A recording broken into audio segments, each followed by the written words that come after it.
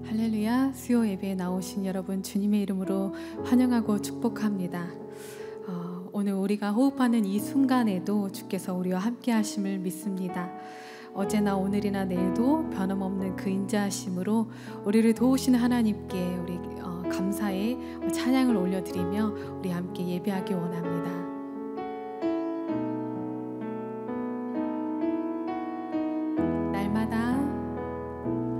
날마다 숨쉬는 순간마다 내 앞에 어려운 일 보내 주님 앞에 이 몸을 맡길 때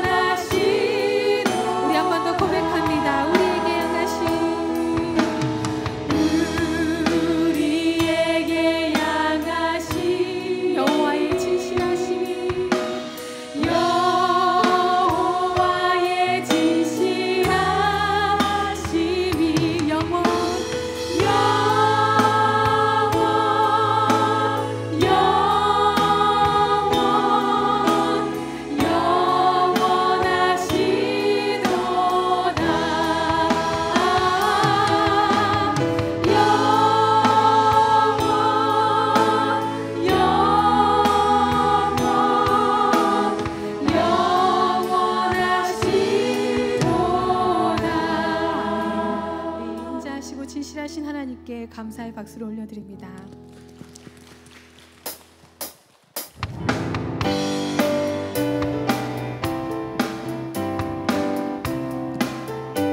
믿음으로 고백합니다. 이 눈에 아무 증거 아니매여도 믿음만을 가지고서 늘 걸으며 이 귀에 아무 소리 아니 들려도 하나님의 약속 위에 서리라.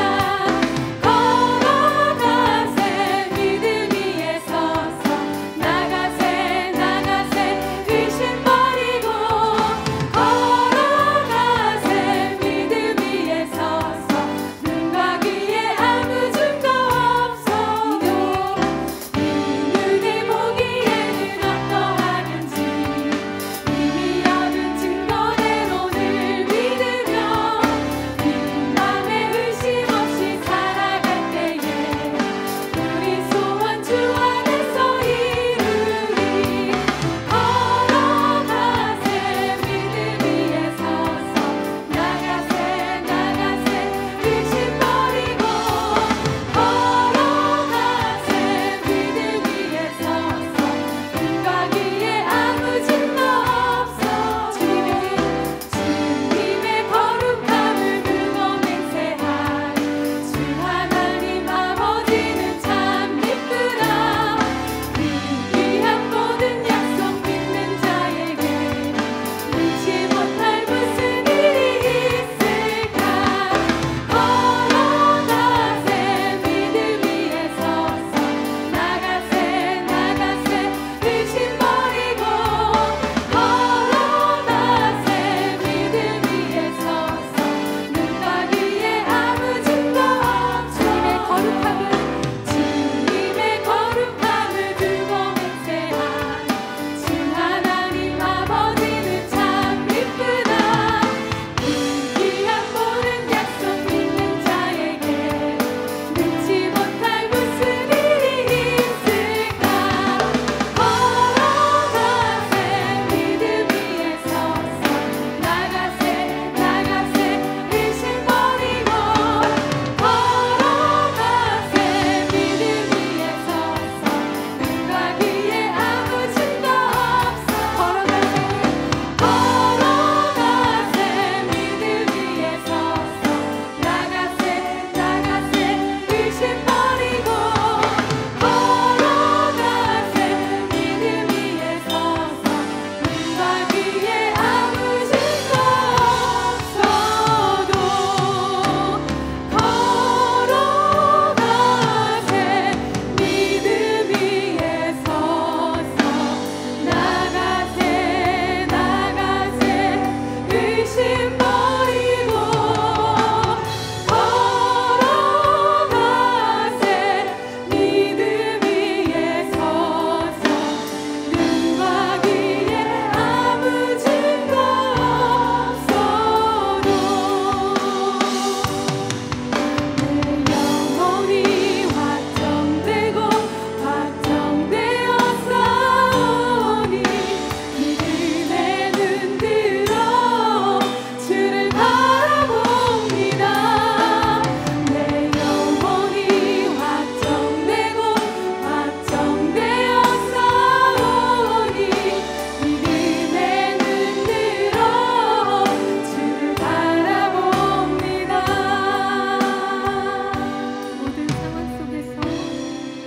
모든 상황 속에서 주를 찬양할지라.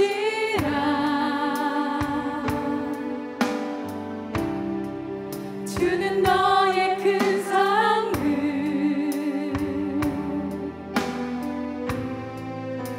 큰 도움이시라.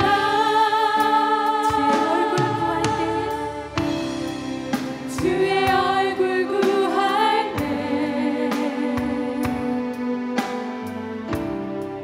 주의 영을 부으사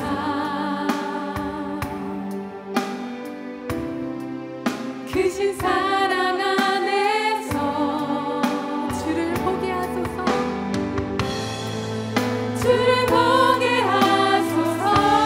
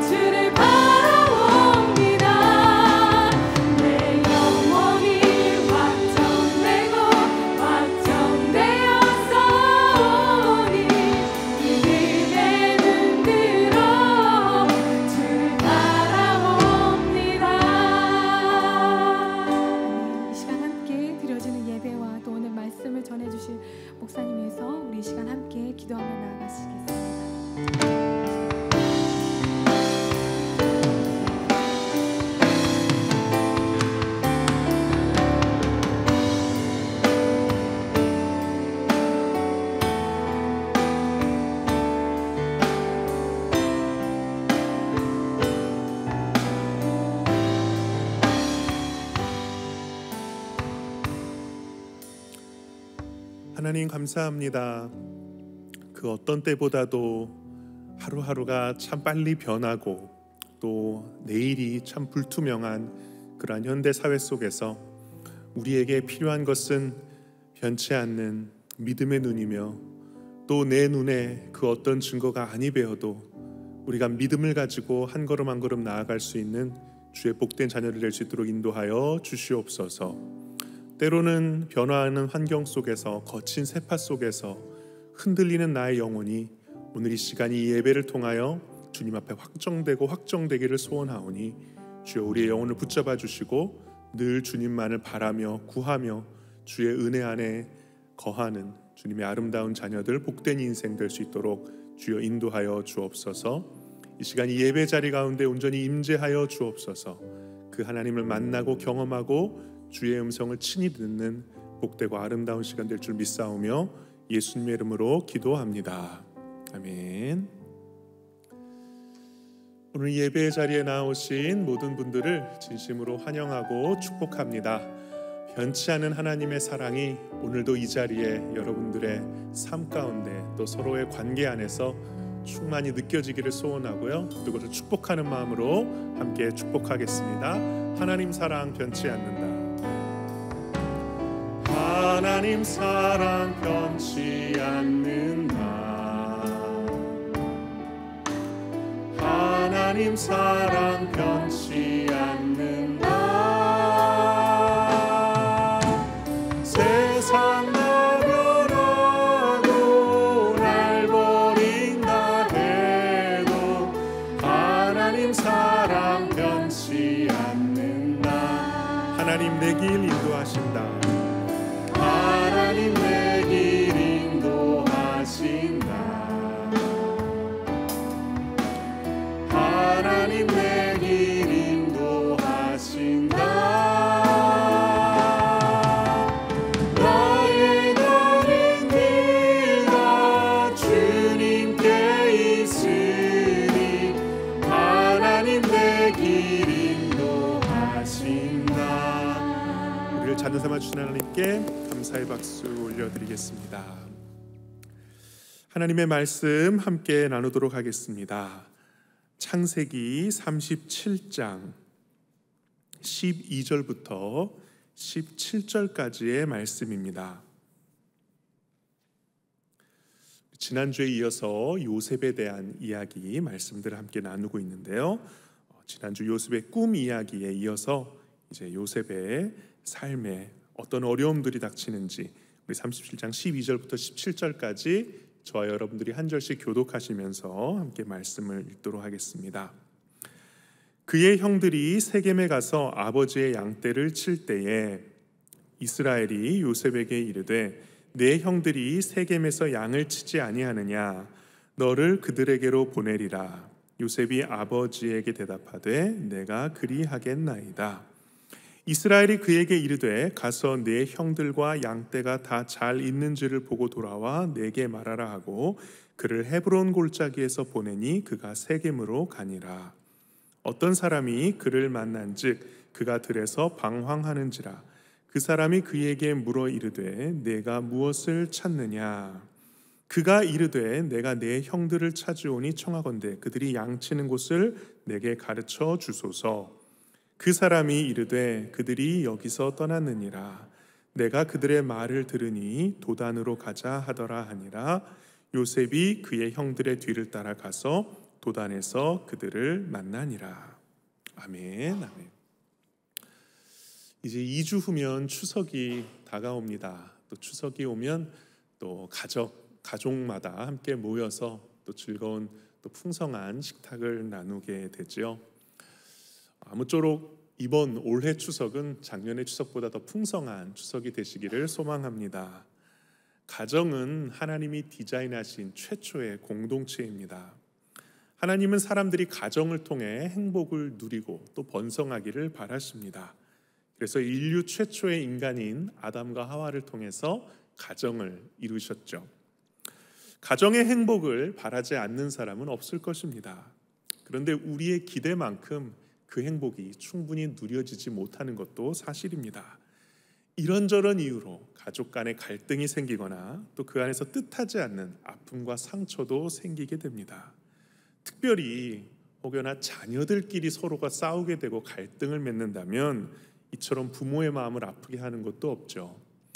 이것은 믿음의 선조, 신앙의 선조들에게도 늘 있었던 일이었습니다. 아브라함이 낳은 아들이 2명이었습니다. 이스마엘과 이삭. 근데 둘도 결국 다툼 때문에 갈라서야만 했습니다. 이삭의 아들인 에서와 야곱도 잘 아시죠?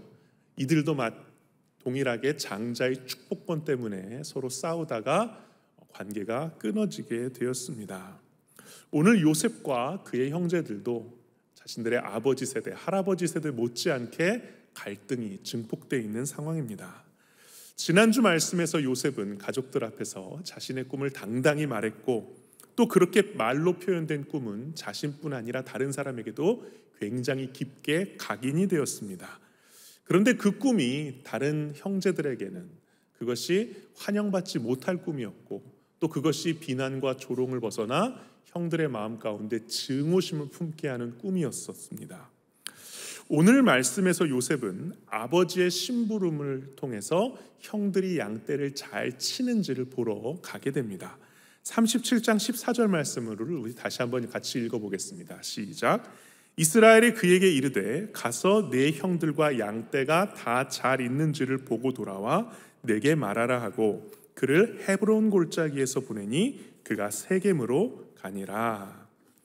지도를 찾아보니까요, 헤브론에서 세겜까지의 거리가 대략 80km 정도 됐다고 합니다.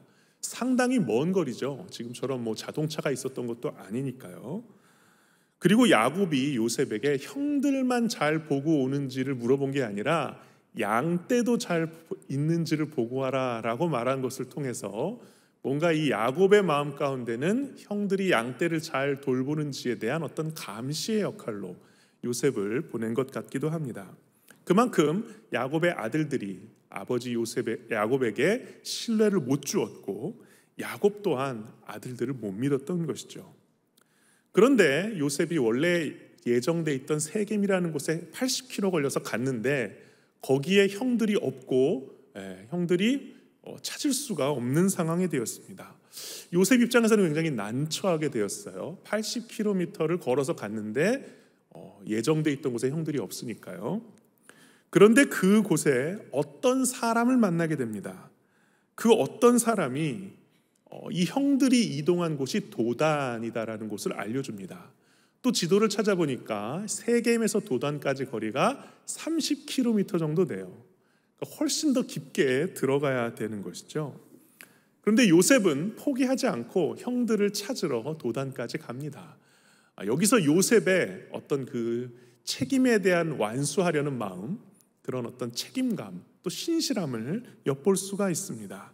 그는 최선을 다해서 아버지가 맡긴 것을 수행하고자 하는 그런 선한 마음이 있었던 것이죠. 그렇게 요셉이 형들이 있는 도단으로 가자 형들이 멀리서 오는 요셉을 보고 나누는 대화가 있었는데 그 대화가 참 가슴이 아픕니다. 참담한 그런 대화를 나눕니다. 37장 18절에서 20절 말씀을 같이 한번 읽어보겠습니다.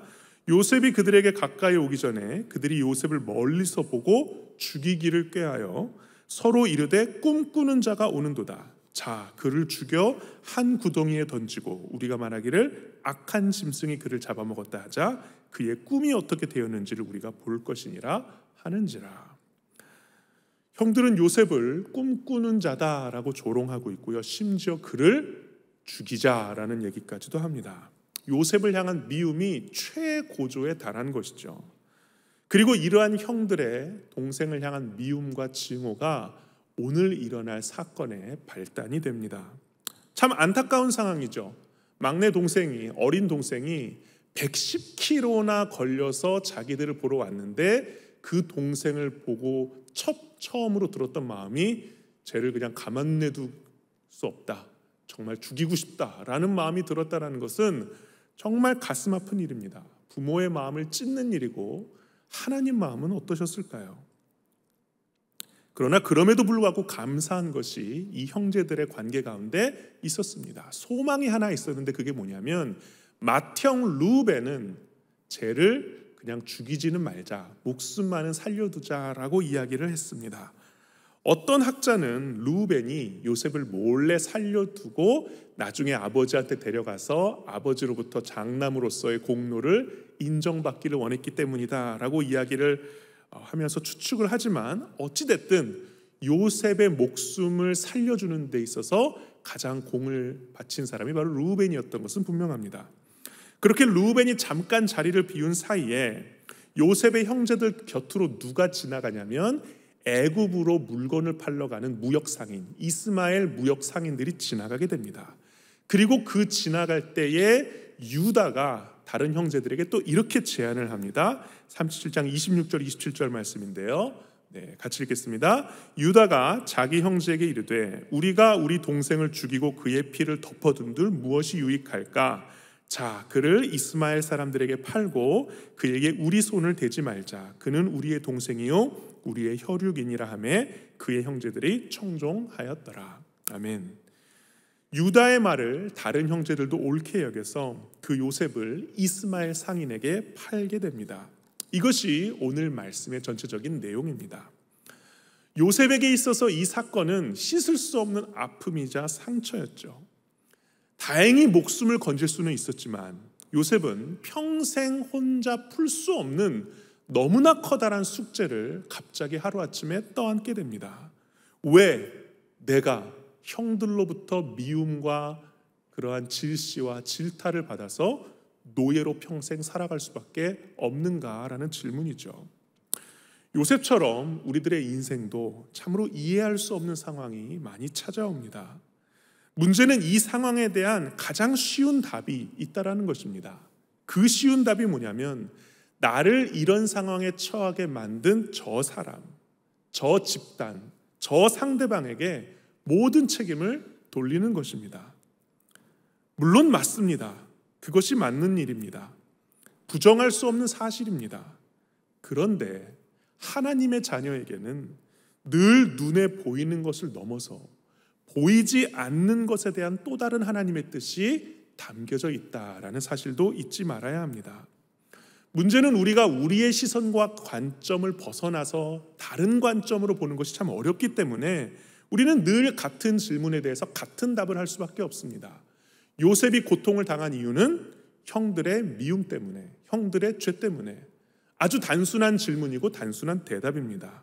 그리고 우리는 이 시간 말씀을 통해서 요셉의 삶을 보고 있습니다. 여기서 우리는 이런 질문을 할 수가 있을 것 같습니다. 요셉이 애굽으로 팔려간 것에 대해서 형들의 미움과 증오가 그 분명한 이유였다라는 것은 우리가 의심할 여지가 없는데, 과연 이 상황 속에서 하나님은 무엇을 하고 계셨는가? 왜 하나님은 이런 악한 죄가 벌어지는 상황 속에서 아무 일도 하지 않으시고 침묵을 지키고 계시는가라는 질문이죠. 이 모든 일들이 무엇 때문에 일어났냐면 의심할 여지 없이 요셉을 미워한 형들의 죄 때문이었습니다. 이것은 의심할 여지가 없습니다. 그런데 한 가지 좀 더 깊게 묻고 싶어요. 과연 형들의 죄가 요셉을 애굽으로 보내는 데 있어서 필요했던 유일한 근거였을까? 유일한 이유였을까? 이것을 생각해 보는 것이 오늘 말씀의 목적입니다. 사실 큰 관점에서는 이렇습니다. 제가 한 달 동안 요셉의 이야기를 통해서 출애굽기 말씀의 배경 설명, 프리퀄을 나누겠다라고 말씀드렸습니다. 그래서 설명되어야 하는 것 중에 하나가 뭐냐면 왜 이스라엘 백성이 낯선 땅 애굽에서 430년 동안 노예로 살아야 했는가라는 질문이었다라고 말씀드렸죠. 그리고 그들이 출애굽을 해서 돌아가야 할 땅이 가나안인데 언제부터 이스라엘 백성이 가나안에서 애굽으로 넘어갔는가라는 질문이 있었을 것입니다. 그리고 출애굽을 한 장정만 60만 명이 되는 이 거대한 이스라엘 민족 중에 누군가는 가나안에서부터 처음으로 애굽으로 건너와야 하는 사람이 있어야 하잖아요. 그 사람이 누구다? 바로 오늘 말씀의 요셉이다라는 거죠. 요셉이 애굽의 노예로 팔려오지 않았으면 실은 출애굽기 시절의 거대한 이스라엘의 이 배경의 이야기가 시작되지 않는 것입니다. 오늘이 바로 이스라엘이 출애굽하는 애굽에서 노예로 있었던 이 거대한 배경의 첫 단추가 되는 것입니다. 그러므로 큰 관점에서 보면 요셉 개인에게는 굉장히 아픔과 상처의 시간이었지만, 큰 관점에서 보면 오늘이 이스라엘 백성이 애굽으로 이주한 첫 사람의 첫 날이었던 것이죠. 생각해 보니까 요셉이 스스로의 힘으로 애굽으로 갈 리는 없습니다. 본인도 갈 마음이 없었고, 그가 간다고 하더라도 그의 아버지 야곱이 그를 가만 내두지 않았을 것입니다. 강제적으로 보내야만 요셉이 애굽으로 가야 할 수밖에 없는 상황인 것이죠. 오늘 말씀은 그 이야기를 하는 것입니다. 만약 야곱의 아들 야곱이 요셉이 애굽으로 팔려갔다라는 사실을 알았으면 어떻게 됐을까요? 아마 야곱은 전 재산을 주고서라도 요셉을 되찾아왔을 것입니다. 근데 형들이 요셉을 팔아버리고 요셉이 죽었다라고 거짓말을 하죠. 죽은 줄만 알았기 때문에 아들을 되찾을 수 없는 그러한 야곱의 상황이었습니다. 아들을 잃어버린 채로 수십 년을 야곱이 아파해야만 했죠. 만약 야곱이 요셉이 살아있던 것을 알았더라면 이야기는 또 전혀 달라지게 됩니다. 오늘 요셉이 결국에 애굽의 노예로 팔려간 데에 있어서 가장 먼저 이야기의 발단이 되는 것은 무엇이었을까요?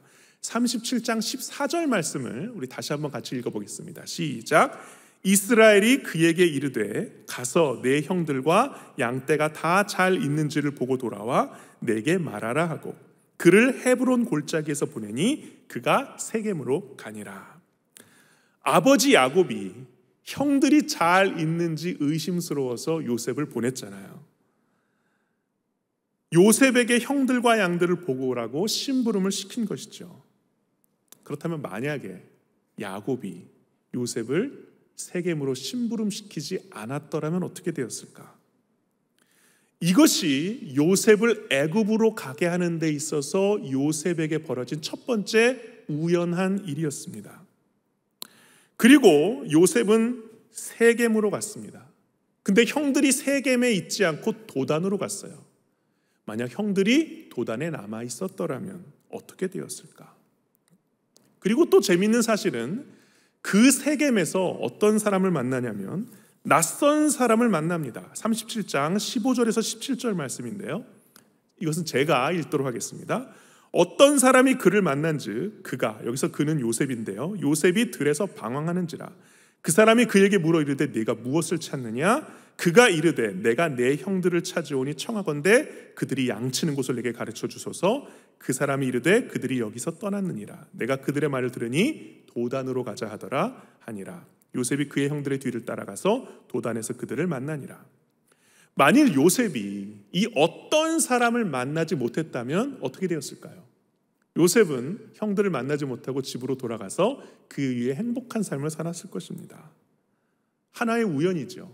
형들이 어디로 가는지를 정확하게 알고 있는 이 어떤 사람을 만난 이 우연이 두 번째로 요셉에게 벌어진 것입니다. 우연은 이것으로 끝나지 않습니다.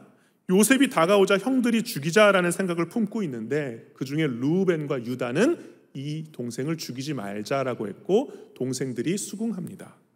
만약 르우벤과 유다가 제안을 하지 않았더라면, 또는 제안을 했지만 동생들이 따르지 않았더라면 요셉은 지금쯤 죽임을 당했을 수도 있었던 상황입니다. 게다가 하필 또 왜 그 상황에 애굽으로 가는 이스마엘 상인이 그 요셉과 형제들 곁을 지나갔을까라는 거죠. 왜 지나가는 길이 하필 그 수많은 곳을 남겨두고 도단이라는 곳을 들러서 애굽으로 향했을까라는 것이죠. 실은 요셉을 둘러싸서 이러한 우연의 우연이 거듭나서 일어나고 있습니다. 여러분들의 생각은 어떠신가요? 요셉이 애굽으로 가게 된 이유를 단 하나만 꼽으라면 그것은 단연코 형들이 요셉을 미워했기 때문에라고 대답할 것입니다. 그런데 형들의 잘못과 그 미움만으로 요셉을 애굽이라는 낯선 땅에 옮겨놓는 것은 사실 거의 불가능합니다. 형들의 미움과 증오가 동기가 되었지만 요셉과 형제들을 둘러싼 수많은 우연과 우연이 겹쳐져서 요셉을 애굽으로 옮겨놓게 된 것이죠. 그리고 하필 그 이스마엘 상인이 요셉을 팔아넘긴 곳이 어디냐면 그의 바로의 신하 칭위대장 보디발에게 팔아넘깁니다. 그러므로 우리는 이런 결론을 내릴 수 있겠습니다. 요셉이 애굽으로 가게 된 이유를 하나만 꼽으라면 단연코 형들의 죄 때문이겠지만 그것을 가능하게 만든 데는 실은 가랑비에 옷 젖듯이 우연의 우연으로 보이는 다양한 이유들이 요셉을 둘러싸고 있었기 때문이다라는 것이죠. 그런데 여러분들 그것 아십니까? 그리스도인들에게는요, 이런 연속된 우연의 힘들이 참으로 많이 일어난다는 사실입니다. 여러분들이 이 자리에서 예배를 드리기까지, 또 온라인으로 이 예배를 드리시기까지 얼마나 수많은 우연과 우연이 거듭해서 우리가 이 자리에 왔을까요? 만일 나의 부모님이, 만일 나의 남편이, 만일 나의 아내가 먼저 믿음을 갖지 않았더라면 나는 이 자리에 있었을까? 만일 우리 가족이 세종에서, 대전에서 거주하지 않았더라면 나는 지금 산성교회의 교우로서 믿음 생활할 수 있었을까? 만약 나에게 처음으로 산성교회를 소개해주고 전도한 바로 그분이 산성교회가 아닌 다른 교회를 소개해줬더라면, 혹은 안 좋은 어떤 이단의 어떤 그런 곳을 소개해줬더라면 지금의 나는 어땠을까? 아마 여기에 계신 분들의 어떤 삶 가운데도 그러한 내가 미처 파악하지 못한 수많은 우연과 우연들이 여러분들의 삶 가운데 있어 그것이 우리의 지금을 만든 하나의 중요한 이유가 아닐까 싶습니다. 다른 사람들에게는 우연처럼만 보이는 일들입니다. 실은 눈에 잘 들어오지 않는 일들입니다. 그런데 그 우연 같은 일들이 연속이 되면서 그것이 강력한 계기가 되고 끈이 되어서 지금의 우리들을 가능하게 했다라는 것이죠. 그래서 그리스도인들은 우연을 우연으로만 보지 말아야 하는 까닭이 바로 여기에 있습니다. 우연처럼 보이지만 우연에 담긴 수많은 이유들과 가랑비에 옷 젖는 우연이 가지고 있는 힘들을 우리가 간과하지 말아야 하는 것이죠. 표면만 보면 드러나는 이유가 전부인 것처럼 보입니다. 요셉 입장에서 본인이 애굽으로 팔려가 노예게 된 까닭은 형들이 나를 미워해서입니다. 형들이 나빠서입니다. 근데 형들이 요셉을 미워한다고 해서 그것이 요셉을 곧바로 애굽으로 이동시킬 수 있는 것은 아니었습니다. 이 과정 가운데 수많은 우연이 겹쳐져서 어떤 뜻모를 힘이 요셉을 애굽으로 이동시켜 놓은 것입니다. 아직까지 물론 이것을 하나님의 뜻이다라고 이야기할 수는 없습니다. 요셉 입장에서 말이죠. 왜냐하면 어떤 열매도 보지 못했기 때문입니다. 어떤 이유도 명확하게 눈에 들어오지 않았기 때문입니다. 어떤 열매가 맺혀질지에 대해서는 시간이 필요한 것이죠. 그런 면에서 하나님의 사람은요, 우리의 인생 가운데 하나님으로부터 어떤 열매가 맺혀질지 모르는 묘목을 건네받는 사람이 아닐까 싶습니다. 문제는 이 열매가 아름답게 맺혀질 때까지 이 묘목이 어떤 열매를 맺는지 우리가 다 알지 못한다는 점이에요.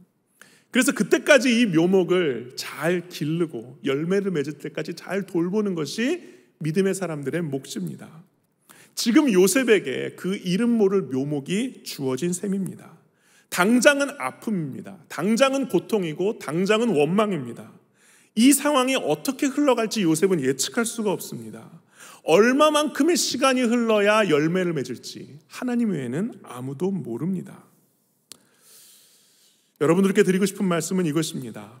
우리들의 삶에 숨기워진 연속된 수많은 우연들, 가랑비에 옷 젖듯 스며드는 그 우연이 담고 있는 의미들을 발견할 때 비로소 우리는 하나님께서 우리에게 맡겨주신 아름다운 묘목들을 아름답게 기를 수 있고 그것이 우리의 인생을 아름답게 할 수 있다라는 점입니다. 그렇지 않으면 내 관점에서만 보면 모든 이유가 표면에 보이는 이유밖에 보이지 않습니다. 내가 지금 이러한 상황을 겪는 이유가 저 사람 때문, 저 원수 때문, 저 환경 때문, 저 상황 때문이라고만 보게 됩니다. 그러면 그게 나에게 그만큼 내 안에 크게 자리 잡게 되고 원수가 되고 나중에 우상이 되는 것이죠. 그렇기 때문에 우리는 내 삶 가운데 찾아왔던 수많은 우연들에 대하여 새로운 관점과 시선으로 바라봐야 할 줄로 믿습니다. 왜냐하면 이 우연이라는 것은 하나님의 뜻을 담고 있는 저장 창고이기 때문에 그렇습니다. 내 삶에 펼쳐진 우연에 대해서 우리가 새로운 관점으로 바라볼 때 우연은 결코 우연으로 끝나는 것이 아님을 깨닫게 될 줄로 믿습니다. 그러면 마지막 질문을 할 수 있게 됩니다. 어떻게 우연을 우연으로만 보지 않을 수 있을까? 우리가 즐겨 부르고 또 성령께서 주시는 변화에 대한 말씀 시리즈를 부를 때 결단의 찬양으로 불렀던 시선이라는 찬양이 있습니다. 이 찬양에서는 이러한 가사가 있습니다. 혹시 가사를 좀 띄워주시면 감사하겠습니다. 내게로부터 눈을 들어 주를 보기 시작할 때 주의 일을 보겠네. 내 작은 마음 돌이키사 하늘의 꿈 꾸게 하네. 주님을 볼 때 모든 시선을 주님께 드리고 살아계신 하나님을 느낄 때 내 삶은 주의 역사가 되고 하나님이 일하기 시작하네. 때로는 뜻모를 고통 때문에 내 자신이 상처를 받고 아픔을 겪고 고통을 겪으면 시선이 누구에게로 향하냐면 둘 중 하나입니다. 나를 이렇게 만든 저 사람에게든지 아니면 상처받고 힘들어하는 나 자신에게든지.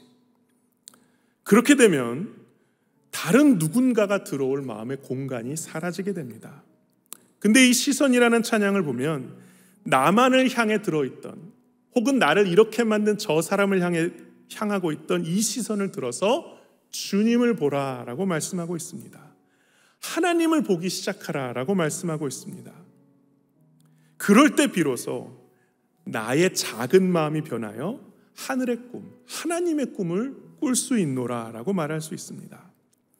앞으로의 이야기에서도 나오겠지만 요셉은 어떤 상황에서도 그의 눈을 들어 하나님을 바라본 사람이었습니다.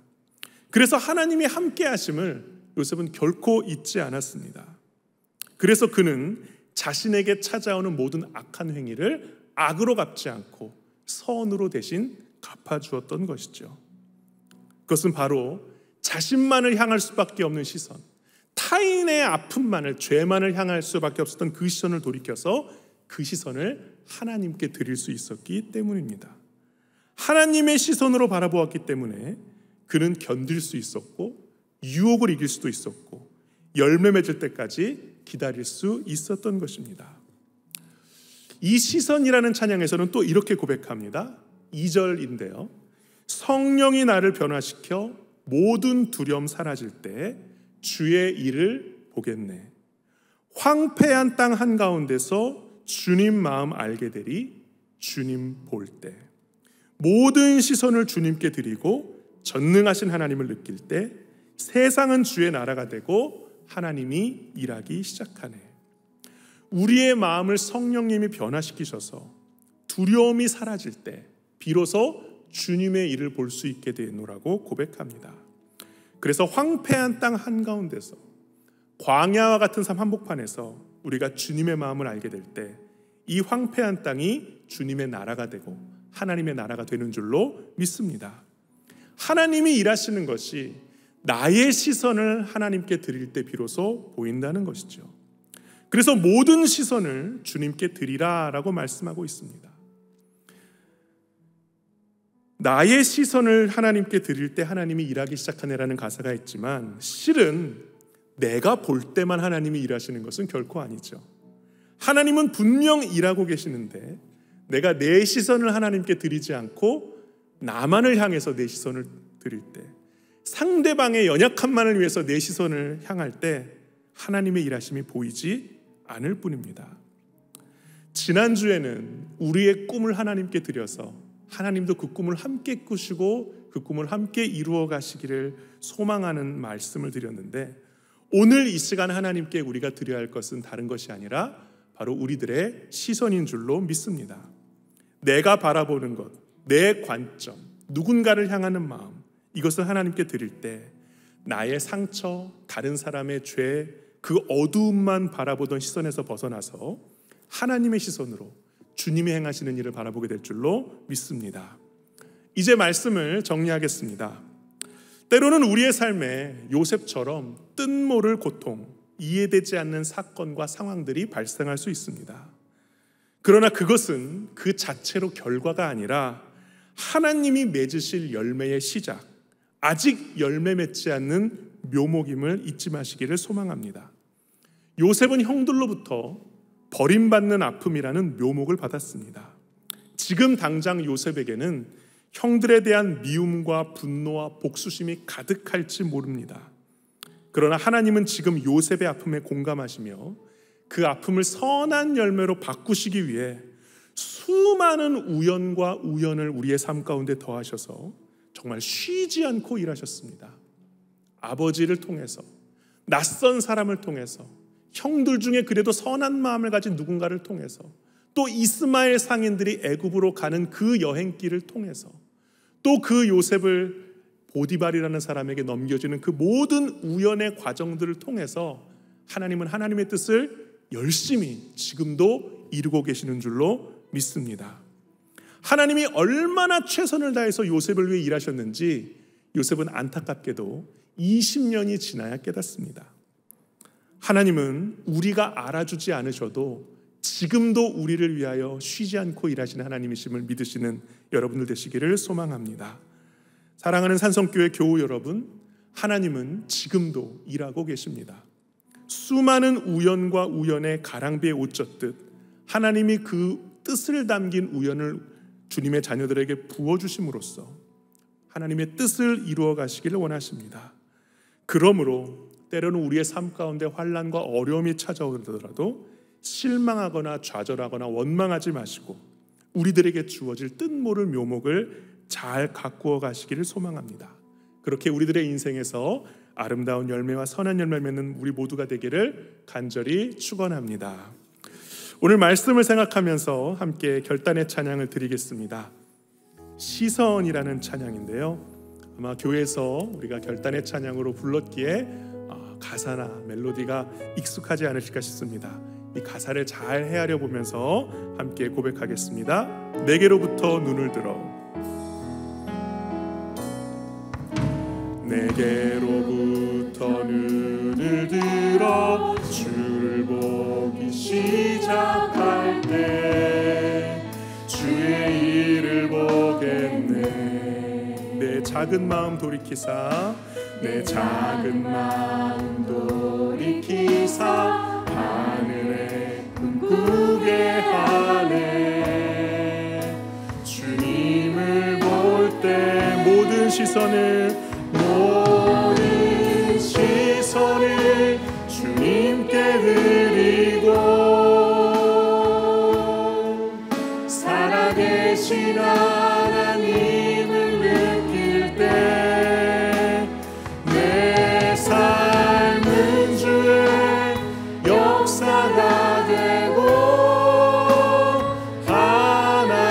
하나님이 일하기 시작한 성령이 나를 변화시켜, 성령이 나를 변화시켜 모든 두려움 사라질 때 주의 일을 보겠네. 황폐한 땅 한가운데서, 황폐한 땅 한가운데서 주님만을 알게 되니 주님을 볼 때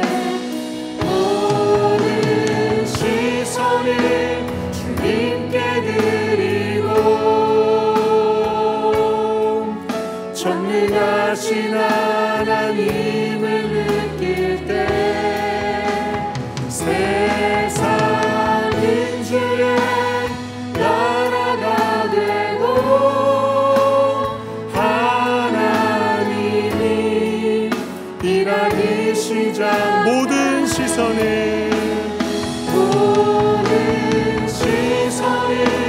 주님께 드리고 전능하신 하나님을 느낄 때, 전능하신 하나님을 느낄 때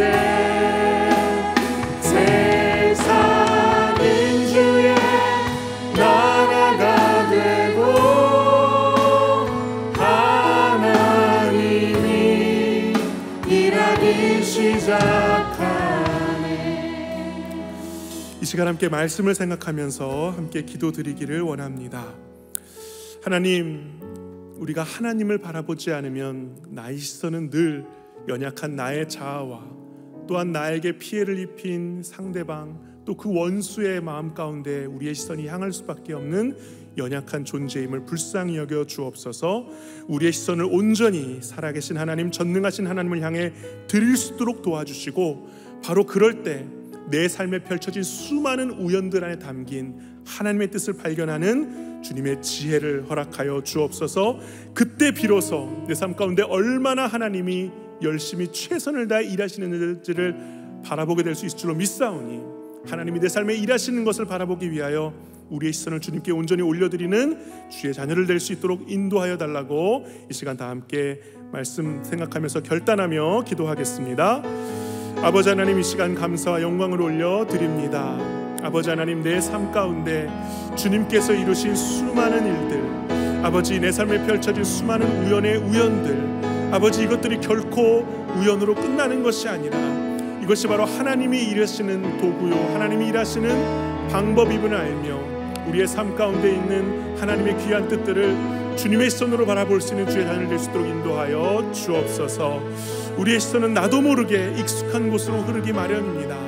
나의 부족한 자아와 또한 누군가의 연약함을 향하여 우리의 시선을 쏠을 수밖에 없는 우리의 마음을 불쌍히 여겨 주시옵고, 아버지 요셉을 둘러싼 수많은 우연과 우연에 하나님의 아름다운 뜻이 담겨 주님의 놀라운 열매 맺는 그 순간까지 주님께서 일하셨던 것처럼 그것을 바라볼 수 있는 믿음과 우리의 시선을 허락하여 주시고, 이를 통하여 우연을 우연으로 보지 않고 내 삶에 일어나는 많은 것들을 가볍게 여기지 않으며 이 모든 것이 하나님의 도구임을 우리가 인정하고 깨닫는 주의 복된 자녀를 될 수 있도록 인도하여 주시옵소서. 사랑의 하나님, 감사합니다. 하나님께서는 지금도 일하고 계심을 인정하고 고백합니다. 하나님은 전능하신 하나님이시기에 내 삶에 있는 돌들도 변하여 떡덩이가 되게 하시고, 내 삶에 일어난 수많은 우연과 같은 상황들을 통해서도 하나님의 놀라운 일을 이루실 아름다운 섭리의 도구로서 사용하시는 줄로 믿습니다. 아버지, 우리가 우리의 시선을 들어 하나님을 바라볼 수 있도록 인도하여 주옵소서. 바로 그때에 내 삶에 있는 형편, 아픔, 상처에만 주목하는 것이 아니라 하나님을 바라봄으로써 내 삶에 있는 모든 상황들을 통하여 더 크게 역사하시는 주의 역사를 통하여 그 하나님을 인정하고 고백하며 주님 안에서 그 기쁨과 행복을 누리길 원하오니, 우리의 삶의 시선을 붙잡아 주시옵고 우리의 삶을 주여 인도하여 주시고 책임져 주시옵소서. 그래서 내 삶에 있는 수많은 우연들 가운데 담긴 하나님의 뜻을 발견함으로써 이번 한 주일 동안도 우리가 승리의 걸음으로 힘있게 감사하며 기뻐하며 살아갈 수 있도록 주여 인도하여 주옵소서. 이 시간 우리의 정성을 구별하여 주님 앞에 드렸습니다. 이것은 물질이 아니라 하나님께 드리는 우리의 마음이자 하나님이 나의 온전한 주 되심을 인정하는 우리의 고백이오니, 주여 이 모든 것을 기쁘게 받아 주시옵고 하나님의 아름다운 열매, 주의 나라와 주의 역사를 이루실 때에 그것들이 아름답게 쓰여질 수 있도록 주님 이것을 아름답게 받아 주옵소서. 우리들의 모든 삶의 형편도 주님의 주권 아래 있음을 인정하고 고백하오니, 주여 다스리시고 형편을 살피시며 우리의 필요를 채워주시고 우리에게 가장 선한 것으로 예비하시는 하나님을 온전히 신뢰하며 나아가는 그 믿음과 결단 안에 살아가게 하여 주옵소서. 감사드리며 예수님의 이름으로 기도하옵나이다. 아멘. 이 시간 주기도문송 찬양 드리심으로 수요 오전 예배 하나님 앞에 올려드리도록 하겠습니다.